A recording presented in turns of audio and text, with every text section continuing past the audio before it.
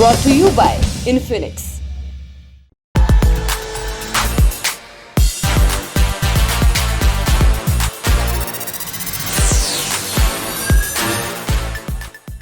चवालीस साल से प्रयागराज में अपना डर कायम करता आ रहा अतीक अहमद आज पहली बार सजा पाया। उसे उमेश पाल, जिस पर 24 फरवरी को दिन दहाड़े हमला हुआ था और मार दिया गया था, उसी उमेश पाल के एक मामले में सजा हुई। अतीक ने उमेश पाल को 17 साल पहले अगवा किया था और इस मामले में आज उसे उम्र कैद और 1 लाख रुपए के जुर्माने की सजा हुई है। पाल परिवार के जख्म अब भी हरे हैं, लेकिन एक चक्र पूरा तो हुआ है। अतीक का रौला मिट्टी में मिल गया। आज भरी कचहरी में उसके खिलाफ नारे लगे, लेकिन सनद रहे, अभी एक ही अतीक अहमद जेल गया है। उत्तर प्रदेश और देश के दूसरे हिस्सों में सैकड़ों अतीक घूम रहे हैं। सैकड़ों ऐसे अपराधी घूम रहे हैं जो राजनीति में आश्रय पाते हैं। जेल के भीतर से गैंग चला रहे हैं ये लोग। इसीलिए ये वक्त उत्सव मनाने से ज्यादा चिंतन करने का है कि राजनीति से अपराधियों की सफाई के जो वादे हमसे किए गए थे वो अब कहां खो गए। और इसी पर बात होगी आज दिन की बड़ी खबर में। नमस्कार, सौरभ द्विवेदी नाम है हमारा और आप देखना शुरू कर चुके हैं लल्लन टॉप शो। अतीक अहमद के लिए आज के दिन की शुरुआत ही खराब हुई। 1 महीने पहले उसने सुप्रीम कोर्ट का रुख किया था। उसका कहना था कि उसे और उसके परिवार को उमेश पाल हत्याकांड में गलत तरीके से फंसाया जा रहा है और अगर उसे वापस प्रयागराज लाया गया तो यूपी पुलिस उसे फेक एनकाउंटर में मार सकती है। लेकिन सुप्रीम कोर्ट ने इन तर्कों को वजन नहीं दिया और उसे इलाहाबाद हाई कोर्ट में अपील करने को कहा। सुप्रीम कोर्ट के बाद सारी नजरें प्रयागराज की तरफ मुड़ गईं। दोपहर में अतीक की सजा का ऐलान हुआ तो कई लोगों को जो ये भ्रम था कि ये मामला उमेश पाल हत्याकांड वाला है वो भी साफ हो गया। हमने अभी आपको बताया ये मामला फरवरी 2006 का है।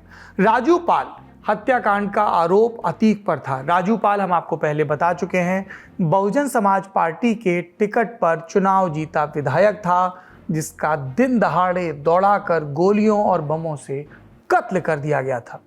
इस हत्याकांड की खूब चर्चा हुई थी। उस समय मुलायम सिंह यादव की सरकार थी और अतीक अहमद समाजवादी पार्टी का मेंबर था।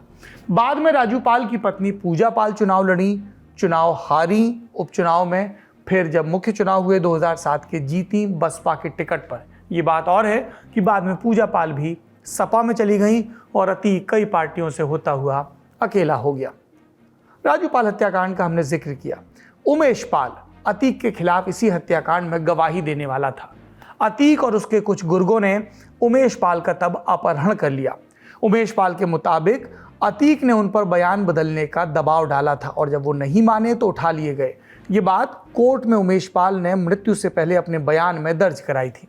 इस मामले में एफआईआर भी घटना के अपहरण के 1 साल बाद 5 जुलाई 2007 को दर्ज कराई गई थी, क्योंकि तब तक लखनऊ में सत्ता परिवर्तन हो चुका था और मायावती पूर्ण बहुमत के साथ बसपा के मुख्यमंत्री बन चुकी थी।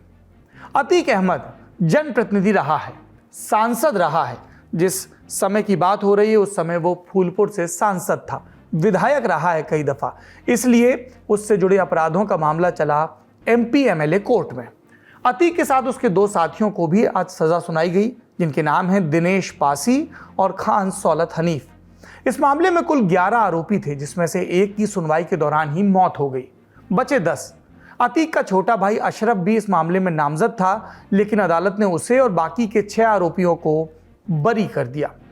आज जब सजा सुनाई गई तो हमारे साथी रणवीर ग्राउंड पर मौजूद थे। कोर्ट में क्या माहौल था, आप उन्हीं से सुनिए।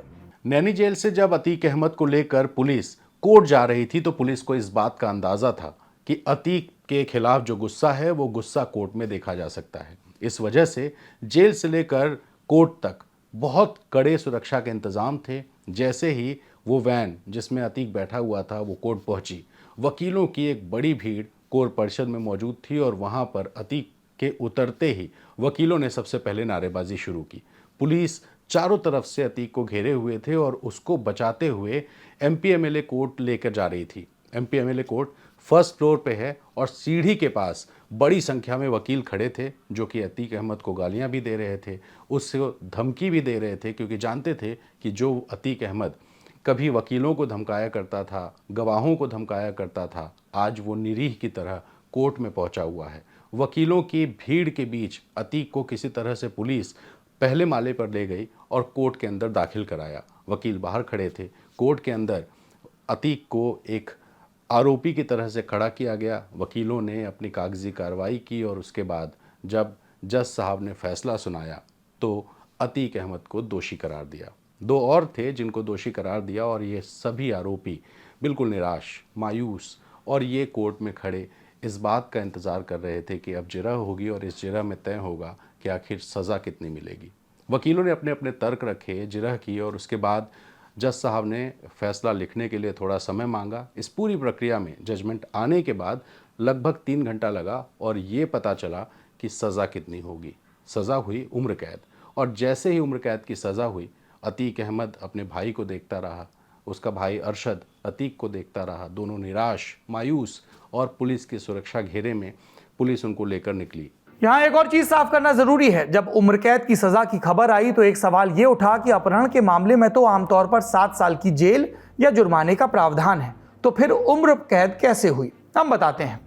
आईपीसी में, इंडियन पीनल कोड में अपहरण, गुलामी और जबरन श्रम से जुड़ी कुल 21 धाराएं हैं। अपहरण, न्यायिक संरक्षण से किया गया अपहरण, हत्या करने के इरादे से किया गया अपहरण, ये सब अलग अलग श्रेणियां हैं। माइनर की किडनैपिंग समेत तमाम अपराधों की अलग अलग धाराएं हैं। अतीक को आईपीसी की धारा 364A के तहत सजा हुई। 364A यानी किडनैपिंग फॉर रैंसम, यानी किसी व्यक्ति को अगवा करने के बाद हिरासत में रखना, चोट पहुंचाना, हत्या की धमकी देना। ऐसे मामलों में यह धारा लगाई जाती है। इस धारा में सजाए मौत, आजीवन कारावास और जुर्माने तीनों का ही प्रावधान है। इसीलिए अतीक के मामले में ऐसा फैसला आया उम्र कैद का। फैसले के बाद उत्तर प्रदेश पुलिस के ADG law and order Prashant Kumar ने प्रेस से बात की। प्रदेश के मुख्य माफिया अतीक अहमद को पहली बार किसी न्यायालय के द्वारा सजा सुनाई गई है। उत्तर प्रदेश पुलिस का प्रत्येक सिपाही, प्रत्येक अधिकारी जो ये अपनी आहुति देगा और हम ये सुनिश्चित कराएंगे कि कोई भी माफिया और उसके द्वारा स्थापित आर्थिक साम्राज्य को हम पूरी तरीके से ध्वस्त करेंगे। अतीक अहमद के वकीलों ने भी अपना पक्ष रखा। 3 लोगों को सिद्ध दोष किया गया है और उसके बाद 3 लोगों को सिद्ध दोष किया गया है, जिसमें एक सरश्री अतीक अहमद, सरश्री दिनेश पासी और खान सोलत हनीफ को। उसके पश्चात इनको सजा सुनाई गई है। सजा जो सुनाई गई है 364A के अंतर्गत आजीवन कारावास की, अधिकतम सजा वही है। और बाकी में 1 लाख रुपए का क्षतिपूर्ति तीनों आदमियों को देना पड़ेगा। 1-1 लाख रुपया सूक्ष्म ये क्या दंड प्रक्रिया संहिता में ये दिया गया है। विकल्प की आदेश के खिलाफ पुनर्वाद होता है, अपील होती है। तो यानी कि आप हाई कोर्ट में अपील करेंगे? हाई कोर्ट में होगा ही और कहीं दूसरी जगह अपील नहीं हो सकती।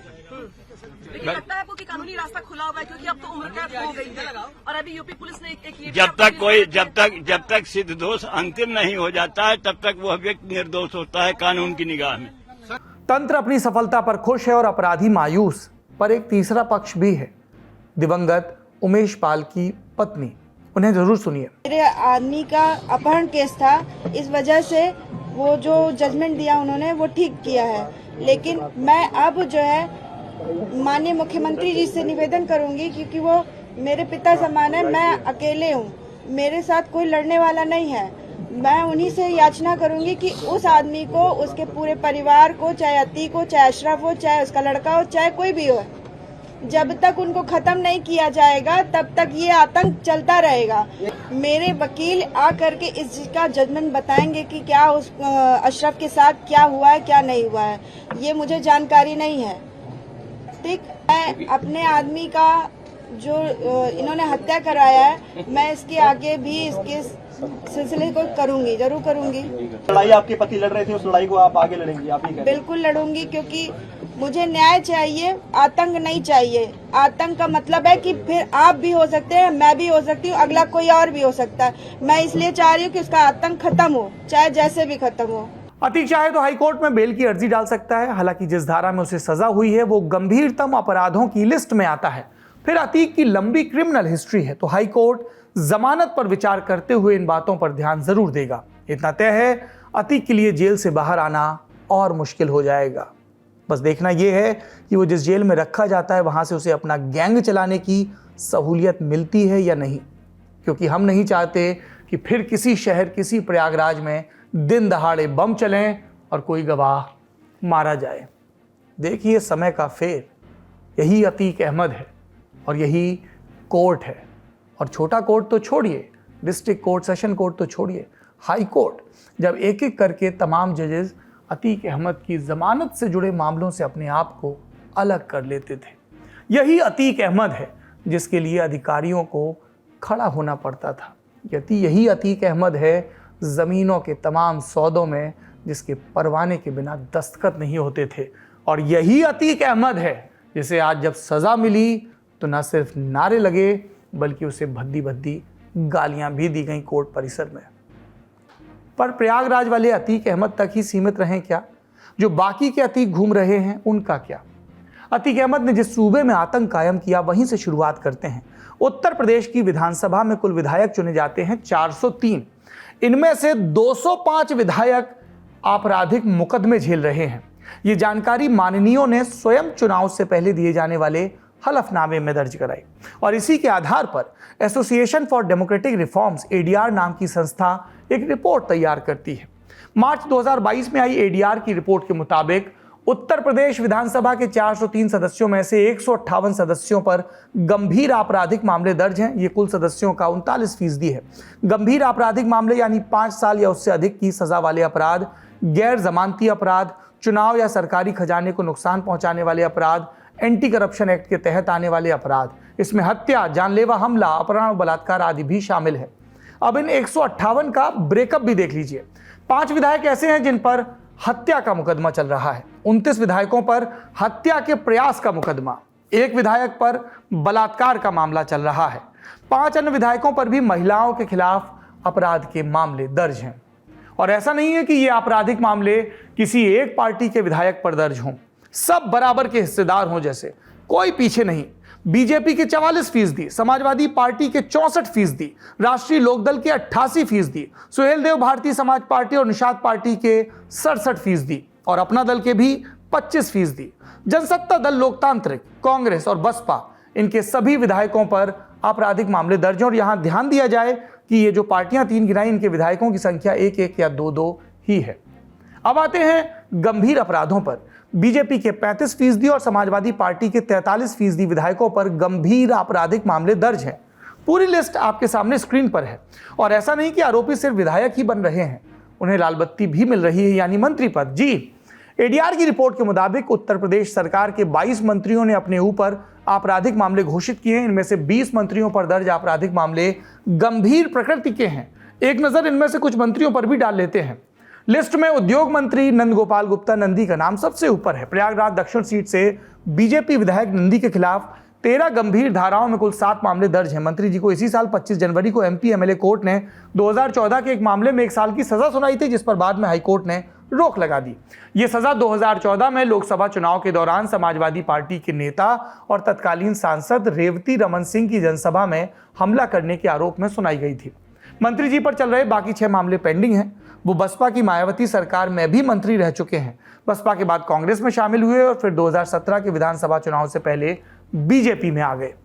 लिस्ट में दूसरा नाम है उप मुख्यमंत्री केशव प्रसाद मौर्य का। केशव मौर्य पर आईपीसी की 24 धाराओं में कुल 7 मुकदमे दर्ज हैं, जिनमें 7 धाराएं गंभीर हैं। इसमें हत्या के प्रयास और गैर इरादतन हत्या के प्रयास का मुकदमा भी शामिल है। जी, ये भी एक धारा होती है, आईपीसी 308। तीसरा नाम परिवहन राज्य मंत्री दयाशंकर सिंह का है। बलिया नगर से विधायक दयाशंकर पर आईपीसी की 20 धाराओं में 5 मामले दर्ज हैं। 9 धाराएं गंभीर अपराधों से जुड़ी हैं। इसमें आपराधिक धमकी, धोखाधड़ी, धर्म के नाम पर नफरत को बढ़ावा देने के मामले भी शामिल हैं। चौथा नाम सूक्ष्म, लघु एवं मध्यम उद्योग मंत्री राकेश सचान का है। कानपुर देहात की भोगनीपुर सीट से विधायक राकेश सचान पर आईपीसी की 13 धाराओं में 6 मुकदमे हैं और इनमें 6 धाराएं गंभीर अपराध की हैं। मंत्रियों के बाद अब कुछ और चर्चित नामों का रुख करते हैं जो 2022 में चुनाव जीतकर यूपी की विधानसभा में पहुंचे। लिस्ट में पहला नाम है आजम खान। 2022 विधानसभा चुनाव में दी गई जानकारी के मुताबिक आजम खान पर आईपीसी की 480 से ज्यादा धाराओं में कुल 87 मुकदमे दर्ज थे। 234 गंभीर प्रकृति के। 2022 में रामपुर सीट से विधायक चुने गए सपा नेता आजम खान की सदस्यता जा चुकी है। 27 अक्टूबर 2022 को रामपुर की एमपी एमएलए कोर्ट ने हेट स्पीच के एक मामले में उन्हें 3 साल की सजा सुनाई थी, जिसके बाद आजम की विधायकी चली गई। आजम के बेटे अब्दुल्ला आजम भी 2022 में रामपुर की स्वार सीट से चुनकर आए थे, लेकिन फरवरी 2023 में मारपीट के एक मामले में सजा के बाद उनकी सदस्यता भी चली गई थी। अगला नाम मेरठ की सरधना सीट से विधायक चुने गए समाजवादी पार्टी के नेता अतुल प्रधान का है। अतुल प्रधान पर आईपीसी की 130 से अधिक धाराओं में 38 मुकदमे दर्ज हैं, इसमें 26 धाराएं गंभीर अपराध की हैं। अतुल के बाद नंबर आता है नाहिद हसन का। शामली की कैराना सीट से समाजवादी पार्टी के टिकट पर विधायक चुने गए नाहिद हसन चुनाव के समय ही गिरफ्तारी की वजह से खूब चर्चा में आए थे। फिलहाल नाहिद पर आईपीसी की 65 धाराओं में 16 आपराधिक मामले दर्ज हैं, जिनमें से 23 धाराएं गंभीर अपराध की हैं। इन्हें हाल ही में एमपी एमएलए कोर्ट द्वारा धमकी देने के एक मामले में दोषी भी करार दिया गया है। सजा का ऐलान अप्रैल 2023 में होगा। इसी तरह अयोध्या की गोसाईगंज सीट से विधायक चुनकर आए अभय सिंह का भी मामला है। समाजवादी पार्टी के विधायक अभय सिंह पर आईपीसी की 25 धाराओं में कुल 10 मामले दर्ज हैं। 10 धाराएं गंभीर अपराध की लगी हैं, 3 मामले हत्या के प्रयास के हैं। मऊ सदर सीट से चुनकर विधानसभा पहुंचे अब्बास अंसारी पर आईपीसी की 23 धाराओं में 5 मुकदमे थे, जिनमें 12 धाराएं गंभीर अपराध की हैं। इस सीट पर अब्बास के पिता मुख्तार अंसारी भी 5 बार विधायक रह चुके हैं। मुख्तार पर भी 50 से ज्यादा मामले दर्ज हैं। पिछले साल ही जेलर को धमकाने के एक मामले में मुख्तार को पहली बार 7 साल की सजा हुई थी। सूची में एक और बड़ा नाम रघुराज प्रताप सिंह उर्फ राजा भैया का है। 2022 में कुंडा सीट से 7वीं बार विधायक बने रघुराज प्रताप सिंह उर्फ राजा भैया ने अपने ऊपर केवल एक मुकदमा पेंडिंग होने की बात एफिडेविट में कही है। एक समय था जब उन पर 45 से ज्यादा मुकदमे चल रहे थे। अगला नाम ब्रजेश सिंह का है। पूर्वांचल की कुख्यात अदावत की एक धुरी ब्रजेश सिंह अभी जेल में बंद है। 2022 के विधान परिषद चुनाव में उसने अपनी पत्नी अन्नपूर्णा सिंह को उतारा था मैदान में, और अन्नपूर्णा ने भाजपा के सुदामा पटेल को हराकर विधायकी हासिल की थी। ब्रजेश सिंह 13 साल जेल में बंद था। अगस्त 2022 में उसे जमानत मिली। एक समय 41 मुकदमे दर्ज थे, हालांकि इसमें से 15 में वो बरी हो चुका है। अगला नाम है श्याम नारायण सिंह उर्फ विनीत सिंह का। उत्तर प्रदेश में ब्लैक बेल्ट बाहुबली के नाम से प्रख्यात कुख्यात 2010 में मिर्जापुर से बसपा के टिकट पर एमएलसी चुने गए। तब से अब तक एमएलसी बरकरार हैं। इन पर कुल 11 मामले दर्ज हैं, 5 गंभीर केसेस, 2 हत्या के मुकदमे, 2 हत्या के प्रयास के मुकदमे और 1 डकैती का मामला। जौनपुर से सांसद रहे और 2022 में मल्हानी विधानसभा सीट से मैदान में उतरे धनंजय सिंह, उन पर आईपीसी की 35 अलग अलग धाराओं में 10 मुकदमे दर्ज हैं। इनमें से 10 मामले गंभीर अपराध के हैं। अभी तक धनंजय सिंह को किसी भी मामले में सजा नहीं हुई है। ये तमाम चेहरे उदाहरण हैं। हमने आपको उत्तर प्रदेश का आंकड़ा बताया। अब देश की संसद का हाल जानिए। 2019 में चुने गए 539 सांसदों में 233 सांसदों ने अपने खिलाफ आपराधिक मामले घोषित किए, यानी औसतन हर दूसरे सांसद पर आपराधिक मामला है। फरवरी 2022 में सुप्रीम कोर्ट के एमिकस क्यूरी विजय हंसारिया ने एक रिपोर्ट दी कोर्ट को। हंसारिया इस मामले में कोर्ट की मदद कर रहे थे। उन्होंने अपनी रिपोर्ट में बताया कि फरवरी 2022 तक विधायकों और सांसदों के खिलाफ 4,984 मामले अलग अलग अदालतों में लंबित थे। इनमें 1800 से अधिक मामले 5 साल से पुराने थे। दिसंबर 2018 से लेकर फरवरी 2022 तक 2,775 मामलों का निपटारा हुआ। इसके बावजूद कुल लंबित मामलों की संख्या तेजी से बढ़ रही है, और यह हाल तब है जब 2014 में लोकसभा चुनाव के लिए प्रचार करते हुए गुजरात के उस समय के मुख्यमंत्री नरेंद्र मोदी ने, जब देश के प्रधानमंत्री, राजनीति से अपराध की सफाई का एक रोड मैप पेश किया था। याद नहीं तो उन्हीं से सुनते हैं। मैंने ठान के रखी है दोस्तों, मैंने ठान के रखी है कि 16 मई को बाद जब चुनाव का नतीजा आएगा, नई सरकार बनेगी। नई सरकार के बाद ये जितने पार्लियामेंट के चुनाव लड़ने वाले लोग हैं, जिन्होंने अपने फॉर्म भरे हैं, उन फॉर्म में उन्होंने लिखा है किसने कितना गुनाह किया है, किस पर कितने केसेस चलते, सब है ना, आता है ना खबरों में। मैं पहला एक कमेटी बनाऊंगा और मैं कहूंगा जो जितने हैं, जरा किस किस पर कौन कौन से गुनाह जरा निकालो।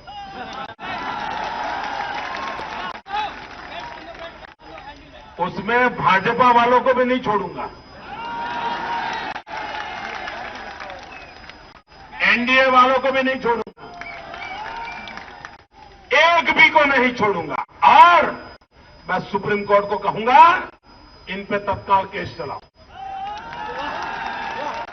और जो सच्चे गुनहगार हैं उनको जेलों में डालो।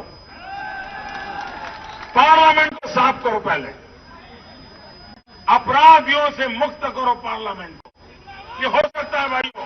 बताइए, हो सकता है कि नहीं हो सकता? चुनाव हुए, भाजपा जीती, मोदी प्रधानमंत्री बने, लेकिन समस्या भी जस की तस है। सांसदों और विधायकों के आपराधिक मामले बरसों बरस लटके रहते हैं।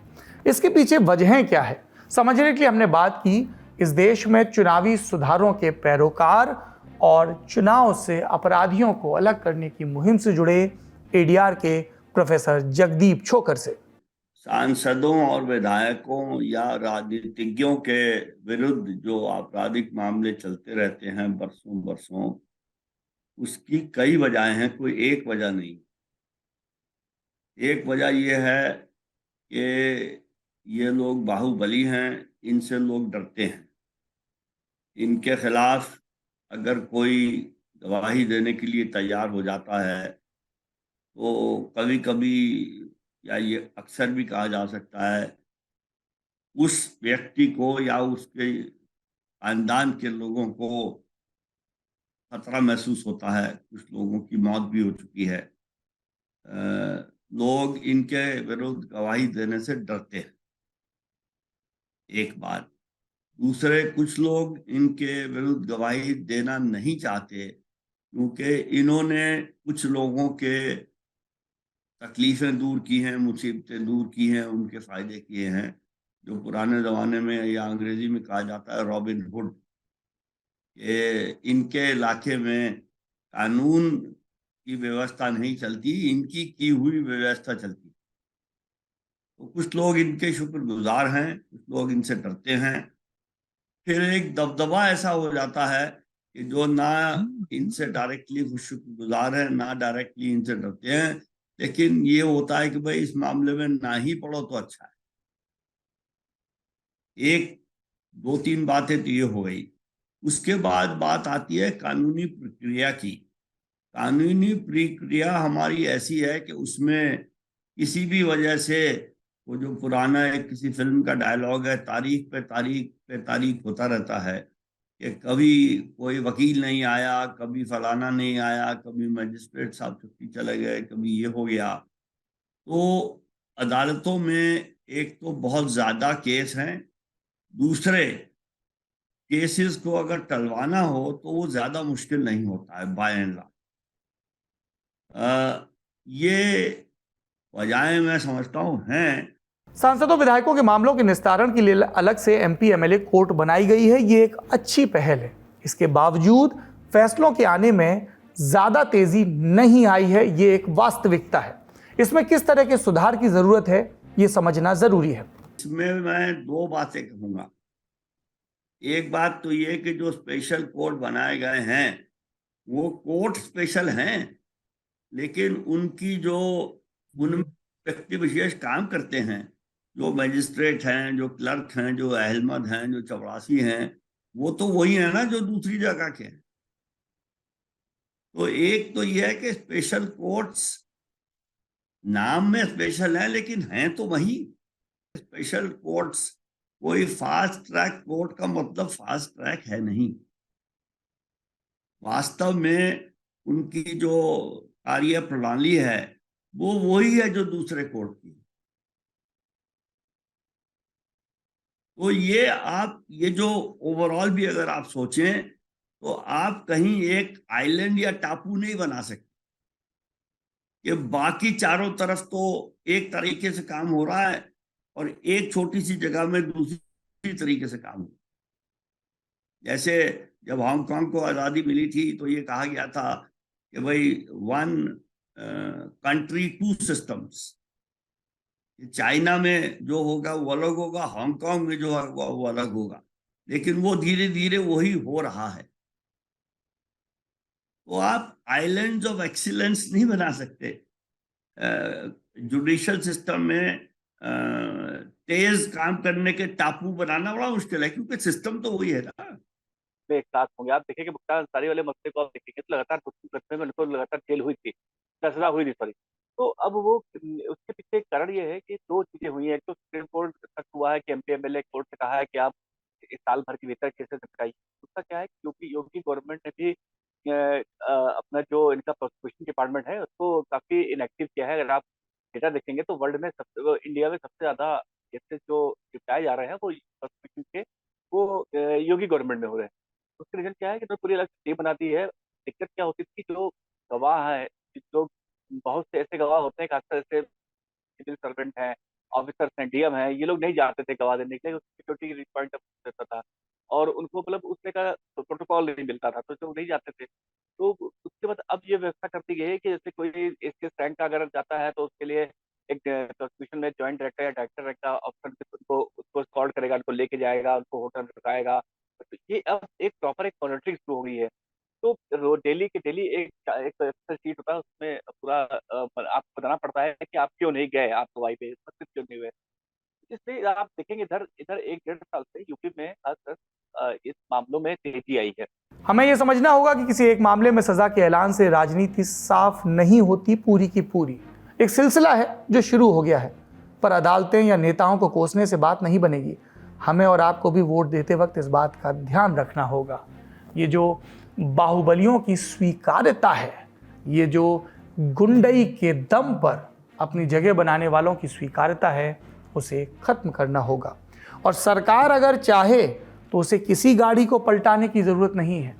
कोर्ट में ठीक ढंग से पुलिस सारे एविडेंस के साथ, जो टेक्निकली भी मजबूत हों, कोर्ट में टिक पाएँ जिरह में, ऐसी चार्जशीट पेश करे, गवाहों की सुरक्षा का ख्याल रखे, वकील सरकारी मुस्तैदी से अपना काम करें और जो कोई अपराधी इन सब पर दबाव डालने की कोशिश करे तो कानूनन उसकी ऐसी तैसी कर दी जाए। तब किसी जज को केस छोड़ने के लिए नहीं प्रवृत्त होना पड़ेगा। किसी गवाह पर गोली चलाने से पहले अपराधी 10 बार सोचेंगे और सरकारी वकील हो या सरकारी अमला, वो सर उठा के न्याय की पैरवी करेगा। सरकार चाहे तो ऐसा हो सकता है, ये हमने आज के फैसले में देखा। तो क्या हम सरकारों से अब ये उम्मीद करें कि वो नाम देखकर या दलगत वफादारियां देखकर नहीं, बल्कि जिसने भी गलत किया है किसी के भी साथ, उन सब के साथ इसी सख्ती से पेश आएंगे? उम्मीद पर दुनिया कायम है एक घिसा हुआ मुहावरा है, पर लोकतंत्र के लिए ज़रूरी है कि हम इसका दामन पकड़े रहें और उसके लिए ज़रूरी है कि हमारी निगहबानी भी बनी रहे। अपना और अपनों का ख्याल रखिए। शुभ रात्रि। सिर्फ 59 रुपये महीने में पाइए यूट्यूब पर LT प्रीमियम। किसी भी प्लेटफॉर्म से 3 दिन पहले देखिए हमारे प्रीमियम प्रोग्राम जैसे guest in the news room, किताब वाला आदि। इसके अलावा बहुत कुछ। सब्सक्राइब करने के लिए ललन टॉप के यूट्यूब चैनल पर जाकर क्लिक करें ज्वाइन बटन।